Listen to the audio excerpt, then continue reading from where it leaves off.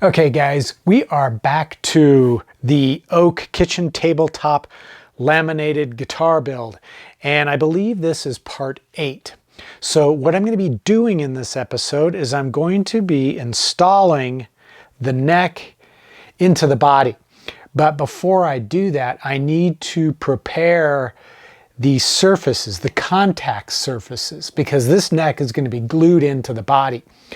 So I need to pay close attention to the condition of those surfaces before I apply glue and start clamping everything together. So let's jump in and get started. So what I have to do to get the pocket and the heel ready for glue up is to make sure that there is no finish residue present in the pocket or on the sides and back of the heel or the bottom, because that could inhibit the performance of the glue that I'll be using.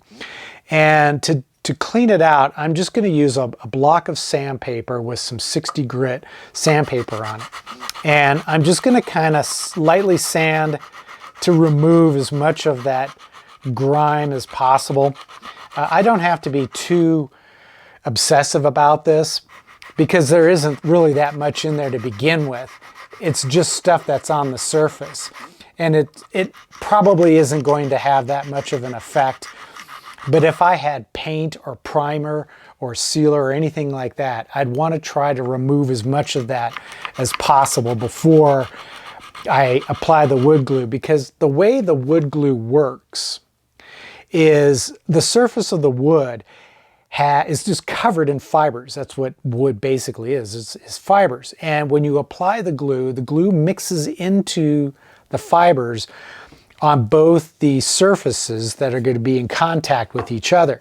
And when you press the two together, the fibers will mix together, surrounded by glue, and then that glue will harden, and that makes for an extremely strong bond. But if it's got finish packed in around the fibers, or like an oil stain or something like that, that's going to inhibit the glue's ability to intermingle with those wood fibers and help them kind of become intertwined as the two pieces are brought together. So I need to remove as much of that as I can before I glue the two pieces together. And then on the neck, I'm just going to lightly sand where I know the glue will be in contact with the sides. And you don't have to be obsessive here. You just want to make sure it's as clean as possible. Same thing with the bottom.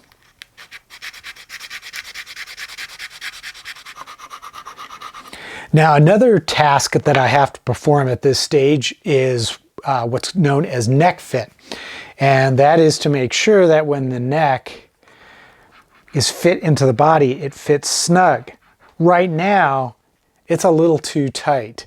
Now, I'm sure you've seen videos where guys will show off how tight the neck fits into the guitar body, and they'll jam it in there, and then they'll put like a router on the body and then lift the whole thing up and show you, just how incredibly tight the fit is. You don't want that. And the reason for that is if you have an extremely tight neck fit and then you clamp it down after you've applied the glue, what'll happen is there's just not enough room between the surfaces that you're gluing. So the glue gets squeezed out, and then you encounter a phenomenon known as starving the joint of glue. And when that happens, there's just not enough glue in there to give you a really good strong bond. As a result, that bond can break. So what you really want is a snug fit rather than an extremely tight fit. It should slide down there very easily and then slide back out. That way I can apply the glue, and I know that once I clamp it in, it's not going to come squeezing in completely out and starving that joint of the glue. So I'm just going to continue to sand the surface on the sides and back of the pocket in order to decrease the tightness by which that neck heel is fitting down into the joint.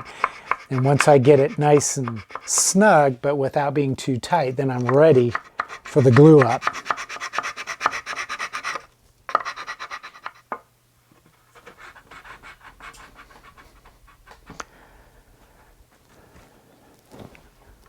And that's about right. It's snug, but it's not too tight. All right, so I am ready to glue the neck into the pocket. So I'm going to be using Titebond 3 Ultimate Wood Glue. You can use any of the Titebonds. It doesn't really matter.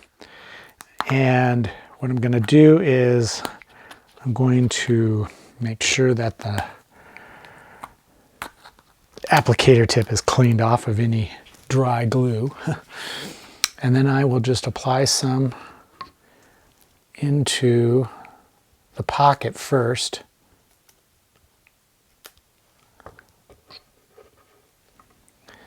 Kind of smear it up there.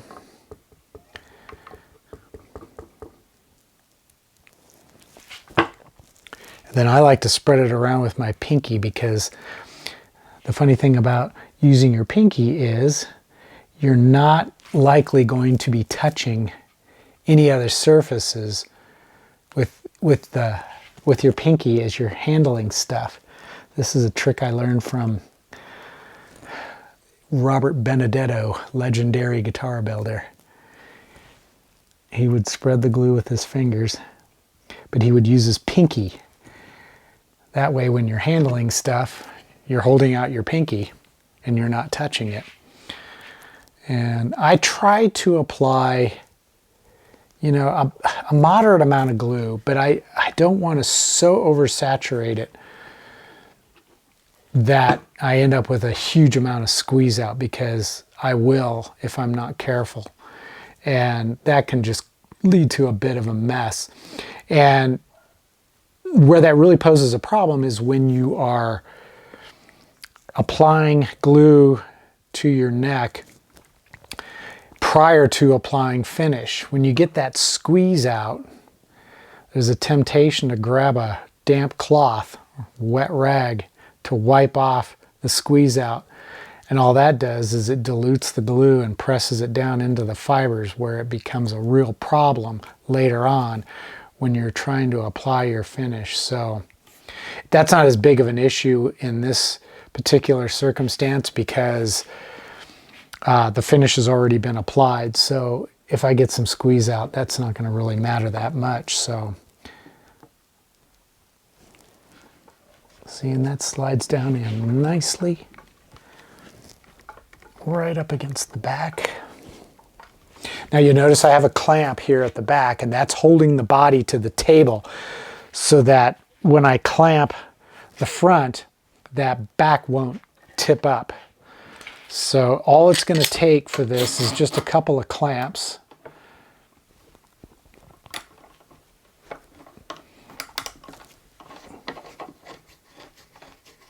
And the body is resting on a piece of, this is dollar store, it's like a fur microfiber cloth.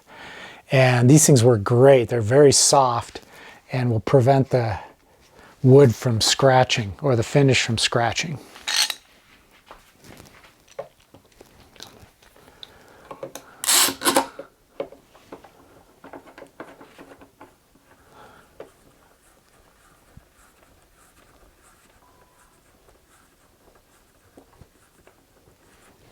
There, nice and tight, or I should say nice and snug.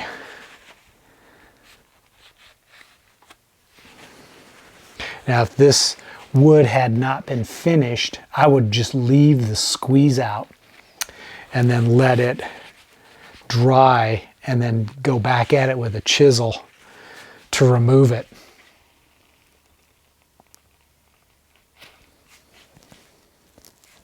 Now I will let this dry for about 6 hours. That's all it takes for this glue to dry. And then I can proceed with the next steps, which will be basically the final assembly.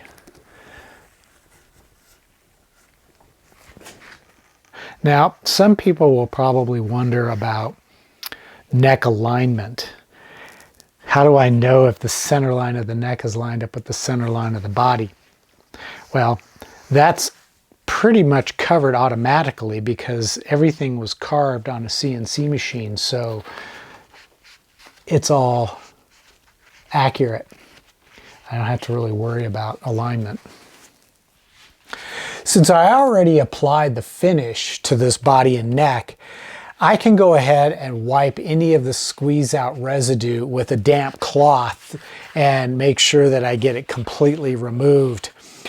If I hadn't applied the finish, as I said before, I would want to let that glue squeeze out dry and then take a really sharp chisel and just slice it off the surface. That way it doesn't soak into the wood and inhibit the absorption of whatever dyes, stains, and oil finishes that I would be applying later on. Now, I've applied the clamps with a moderate amount of pressure. I see guys ratcheting these clamps down so tight that it's almost to the point of crushing the wood. That's totally unnecessary, because what you end up doing is pressing those pieces so tightly together that any glue that you've spread between the two pieces is squeezed out and no longer can do its job. So you just want enough pressure to bring the two pieces together and get those fibers, those glue saturated fibers, mingling together. That's what gives you the strongest possible bond. And as I said before, too much pressure, too much tightness in that joint is going to result in a bond that is substandard, and there's a good chance at some point somebody will bump the neck and it's just going to pop right out of the joint. So a snug fit, moderately tight clamps.